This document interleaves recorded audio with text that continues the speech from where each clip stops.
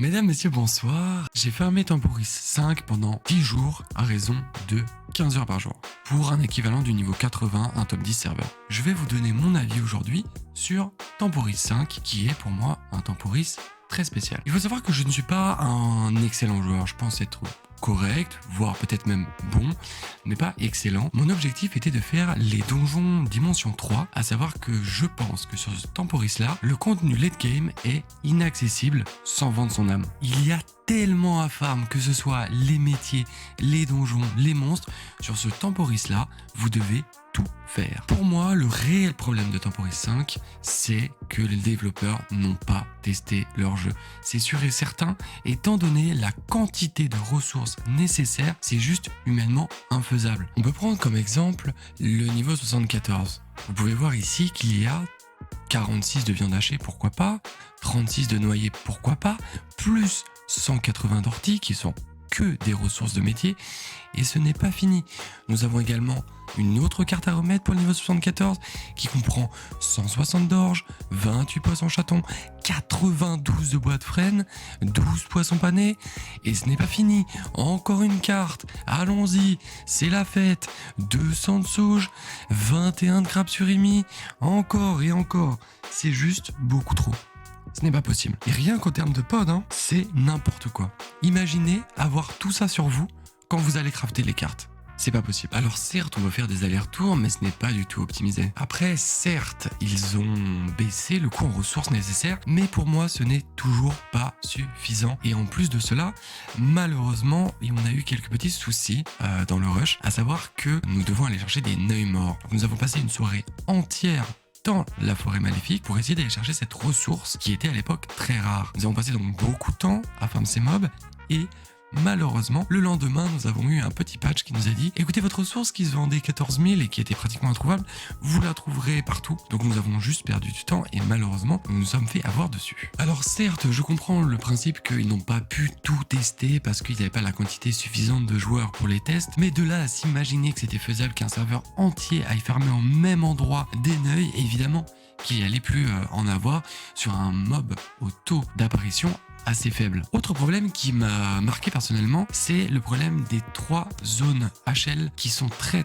facilement farmables. Je parle bien sûr de la zone Sakai, Abyss et Ghoul. Ils ont dit dans leur Okama Live de la semaine dernière qu'ils n'étaient absolument pas au courant que ces zones-là allaient être fermées et donc que les personnes sur le serveur allaient pouvoir récupérer des sorts beaucoup plus haut niveau qu'ils ne pouvaient se le permettre. Mais pour moi, encore une fois, c'est un gros problème. Soit ils admettent que leur zone elle est nulle et qu'il y a des cartes à aller chercher. Dans ce cas-là, c'est fait exprès. Mais ils ne peuvent pas dire qu'ils ne sont pas au courant que leur zone est giga claquée au sol depuis 4 ans et qu'elle est fermée par des niveaux 60. Donc, soit c'est une stratégie, soit dans leur cerveau, c'est de la purée. Honnêtement, pour ce Temporis là, tu es obligé d'avoir une team qui farme du contenu, une team qui farme des métiers. Pour moi, si tu veux progresser à grande vitesse, c'est quasiment indissociable. Donc l'idéal, c'est d'avoir une team de 4 qui farme tout le contenu très rapidement et à côté une team de farmers de métier qui va rester à l'atelier toute la journée et qui va récupérer des ressources toute la journée. Le problème évidemment, c'est que ce n'est pas très plaisant, en tout cas moi c'est mon avis personnel, ce n'est pas très plaisant d'avoir des personnes qui font que farmer des métiers. Je trouve que l'intérêt du jeu n'est pas forcément là. Il y a également un délire complètement insane à partir du niveau 50, c'est les percepteurs. Si vous voulez un conseil et que vous appartenez à une grosse alliance, mettez des percepteurs partout car les ressources sur ce Temporis là valent de l'or. Il faut poser le plus de percepteurs possible, récupérer le plus de ressources et avoir le moins à farmer pour progresser le plus vite possible. On est pour moi à la limite d'un serveur d'économie, c'est-à-dire qu'une personne qui gérerait très bien l'économie du jeu avec l'hôtel des ventes pourrait se faire des millions de kamas comme c'est possible sur tous les serveurs et potentiellement, bien évidemment, s'acheter toutes les cartes du jeu tout en restant à Astrub, ou du moins à Bonta ou Brakmar comme vous voulez, mais il pourrait acheter toutes les cartes du jeu et passer tous les niveaux de jeu sans faire le moindre contenu. Il y a également un problème sur les passages de niveau. Je m'explique. Je vous donne un exemple qui est assez concret. Quand vous allez au niveau 40, vous pouvez avoir le succès du donjon Tofu. Sauf que, pour passer niveau 40, il va être nécessaire d'avoir des ressources Tofu. Sauf que le succès vous donne absolument toutes les ressources dont vous avez besoin. Sauf que vous ne pouvez pas débloquer le succès sans être niveau 40. Ce qui donne donc que lorsque vous passez niveau 40, après avoir farmé les ressources, vous regagnez ces ressources-là et vous n'en avez absolument plus besoin. Finalement, ça encombre votre inventaire et ça encombre également votre hôtel de vente. Autre petit point qui m'a un peu dérangé, le principe que les ressources ne sont pas disponibles uniquement pour un niveau. Je m'explique, lorsque vous avez un craft à faire qui génère une carte pour passer le niveau, vous avez des ressources qui sont nécessaires. Jusque-là, tout va bien. C'est logique. Le problème, c'est que certaines de ces ressources vont être nécessaires sur des niveaux ultérieurs. Donc en fait, vous allez devoir conserver absolument toutes vos ressources qui sont nécessaires sur le niveau d'après. Ce qui fait que vous accumulez comme un petit écureuil et à la fin, votre banque, c'est la caverne d'Ali Baba. Maintenant, parlons un peu des nouveautés qu'apporte ce Temporis, à savoir Ecaflip City. Ecaflip City est une ville fort sympathique où nous pouvons jouer à des petits jeux aléatoires qui permettent de gagner des riches jetons. Sauf que pour cela, il faut gagner des jetons avant, et des jetons, on en a beaucoup. On en a énormément pour nous permettre d'avoir une grosse quantité de riches jetons. Le problème, c'est que les jeux ne sont pas forcément ultra amusants. Une fois qu'on les a fait quelques fois, ça suffit. On a compris le principe, c'est aléatoire, très bien. Le problème, c'est le temps qu'on passe à dépenser ces jetons. C'est absolument énorme. Quand vous avez 2000 jetons à dépenser, vous passez absolument plusieurs heures à jouer, à roll, etc. Pour moi, il faudrait réellement une mise de départ, si possible, afin de pouvoir se libérer des jetons et avoir une grosse quantité de riches jetons le plus vite possible. Parce que du coup, finalement, si on résume, tu passes 2 heures à cramer tes jetons, tu passes 2 heures à vendre tes ressources, tu t'en sors pas. Toujours en restant sur Ecaflip City, ils nous ont vendu le truc en disant oui, tu vas roll des cartes, tu vas pouvoir avoir des items aléatoires, c'est génial. Oui, mais non. C'est-à-dire que tu n'as pas le temps, réellement, c'est vraiment une question de temps, tu n'as pas le temps de dépenser tes cartes. Tout simplement parce que leur système est mal fait, leur système de relancer des cartes, etc. c'est mal fait, c'est trop long. Quand tu as 1000 cartes à dépenser, tu n'as pas le temps de roll aléatoirement. Il y a des techniques, etc.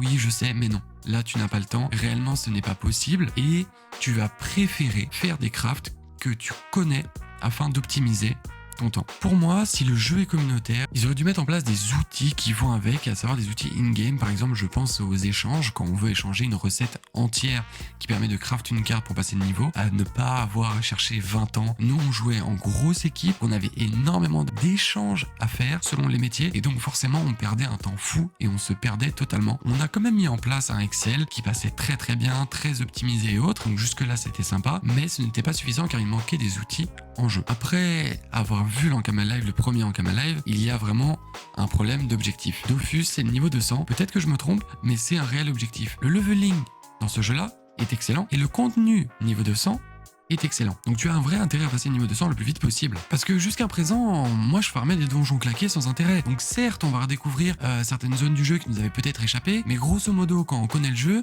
c'est juste long et chiant. En conclusion, pour avoir explosé Temporis 4, où le gameplay était vraiment différent, vraiment changeant, ce Temporis-là, comme ils l'ont très bien dit, est beaucoup moins accessible. Avec un gameplay très redondant, même si on a été chercher nos sorts de niveau 200 en avance, au final, ça ne change pas tant que ça et j'avoue avoir l'impression de jouer à Dofus normal, tout simplement en plus lent. Pas de changement de gameplay majeur et finalement juste un changement de farm. Globalement, le principe est assez intéressant de pas avoir mis d'XP, d'avoir mis des cartes, mais il y a trop à farm. Peut-être mettre, je ne sais pas, que des cartes monstres dans le leveling, ça aurait été plus intéressant. Après, ça reste Dofus, c'est un jeu qu'on apprécie, on y a joué entre amis, on a bien rigolé, et je pense que c'est l'essentiel. Mais pour moi, ça sera la fin de Temporis 5, car je n'ai pas le temps de m'investir 15 heures par jour, j'ai d'autres projets, et ce n'est pas possible de farmer autant pour être performant sur le jeu. Il y a un réel décalage, je pense, entre le temps qu'ils pensaient nécessaire et le fait que le serveur ne dure que 2 mois. En fait, j'ai réellement l'impression qu'ils nous ont donné un Temporis qui n'était tout simplement pas fini. Il manquait énormément de choses, ils l'ont balancé comme ça en se disant ça va leur faire plaisir, dans tous les cas c'est un test, ils s'amuseront ou ils s'amuseront pas, on s'en fout. Moi je trouve ça un peu dommage, parce que pour avoir énormément apprécié Temporis 4, pour avoir chauffé énormément d'amis à commencer cette aventure Temporis 5, j'en attendais beaucoup plus. Voilà, c'est tout pour moi, j'espère que vous avez apprécié ce petit avis sur Dofus Temporis 5. N'hésitez pas à me dire dans les commentaires si vous n'êtes pas d'accord ou autre. Si vous avez apprécié, que vous êtes d'accord, n'hésitez pas à liker la vidéo. Et puis on se retrouve très vite. Ciao.